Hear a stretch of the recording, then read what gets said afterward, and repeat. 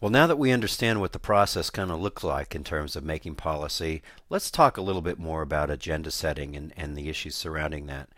When it comes to setting an agenda, we've already talked about how a problem can emerge in terms of getting onto the agenda.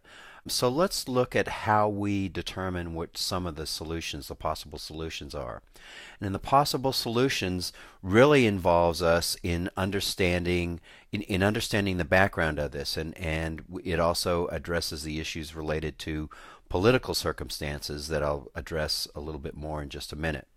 But if we understand the process for coming up with solutions, we have to ideally we have a rational decision making process. That is where we can clearly define the problem. And in defining the problem, we need to make sure that we understand who is affected by the problem. In healthcare, if your policy solution is coming up, say, with a new regulation, it's probably going to be more narrowed focused. But if it's in terms of enactment of legislation, it's probably going to have a much broader aspect to it. And so going into the next step in terms of trying to evaluate relevant solutions becomes a little bit more encumbering upon us to consider the full ramifications of those relevant solutions.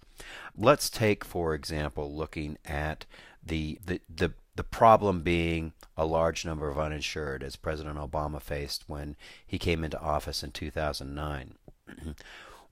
Think about some of the relevant solutions that you think could have been provided in terms of how we address this problem.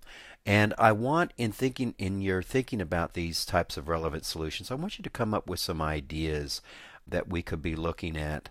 And then, as you consider those relevant solutions, think about them in terms of their practicality. That is, who is this going to affect, and what types of impediments may you have into selecting these? So that'll be an exercise that we do later. But in the meantime, once we get through looking at those relevant solutions, we then have to look at the alternatives. And evaluating alternatives force us to consider some of those other factors in terms of what is realistic in getting the bill passed. And these are the alternatives and the possible solutions then become criteria based. Whether it's being able to garner enough support to get a bill passed through Congress, or whether it's being able to look at the time frame for getting a bill passed or a policy made in an operational policy or a regulatory policy. So all of these items are going to be criteria based. And oftentimes, at some point in the process, whether it's a bill or whether it's a rule or regulation being made, there is going to have to be input from those people that are going to be affected by it.